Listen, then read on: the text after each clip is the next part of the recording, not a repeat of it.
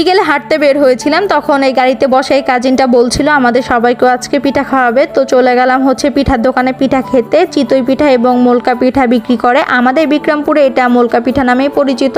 আপনাদের কার কার এলাকায় কী কী নামে পরিচিত কমেন্ট বক্সে জানাবেন। আমরা সব কাজিনে মাঝে মাঝে হাঁটতে বের হলেই এই পিঠাটা খেয়ে থাকি। এই পিঠাটার সাথে আরও ছিল 3 রকমের ভর্তা। একটা ছিল হচ্ছে সরিষা ভর্তা, ধনেপাতা ভর্তা এবং শুটকি ভর্তা। আর ভর্তা দিয়ে মোলকা খেতে খুবই মজা, আমাদের সবারই খুবই পছন্দ। এখানে হচ্ছে আমার কাজিন হচ্ছে এক রকমের ভর্তা নিচ্ছিল পিঠা দিয়ে খাবে জন্য।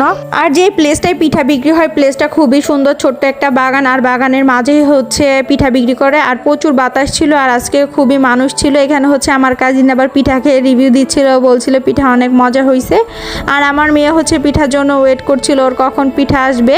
আর দেখেন সবাই পিঠা খাচ্ছে আর অনেক মজা করছে। আমরা মাঝে মাঝে সবাই বের হলে এরকম হাসাহাসি আর মজা করি।